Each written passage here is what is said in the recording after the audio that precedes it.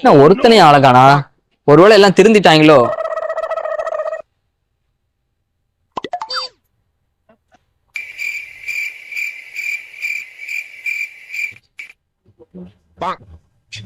Phone அடிச்சா எடுக்க மாட்டேங்கிறாங்க.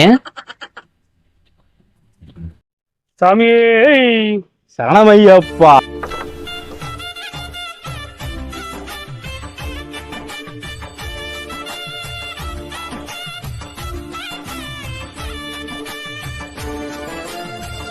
யோ மாமா, என்னையா நேத்து 12 மணி வரைக்கும் ஃபுல் சரக்குல வாந்தி எடுத்து நீச்சல் அடிச்சிட்டு கிடந்த, இன்னைக்கு பட்டையும் கொட்டையுமா நிக்கிற? என்னையா இது? டேய், என்னடா இது கோலம்? அப்படிலாம் சொல்லக்கூடாது சாமி. இன்னையில இருந்து நாங்க மாலை போட்டிருக்கோம். சாமின்னு மட்டும்தான் சொல்லணும். சரியா சாமி? சாமிலாம் எப்போ மலைக்கு போறீங்க? 1 மணி நேரம் ஆகும் சாமி. அப்போ இனிமேல் சரக்குலாம் எதுவும் அடிக்க மாட்டீங்க? ஐயோ சரணமையப்பா. மாலை போட்டுக்க போய் அதை பத்தி பேசாதீங்க சாமி.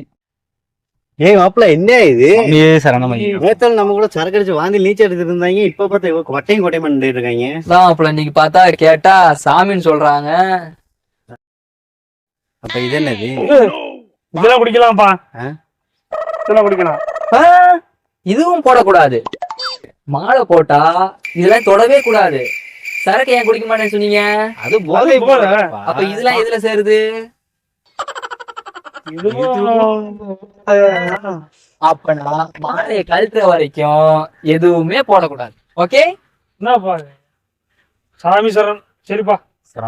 திருந்துறதா ஐடியா இல்ல. மாலை போட்டாலும் இதுதான். ஏமாப்ல, வருஷம் 365 நாள்ல 48 நாள் மட்டும் குடிகாரங்களை எல்லாத்தையும் ஒரு நல்ல மனிதனா பார்க்க முடியுது. கண்டிப்பா. வருஷம் 365 நாளும் மாலை போட்டிருந்தா எல்லாமே ஒரு நல்ல மனிதனா நம்ம எல்லாம் பார்க்க முடியும். சாமியே சரணையப்பா. 48 நாள் 365 நாளா இருக்க கூடாதா? அதான் மாப்பிள்ள. 1 month later.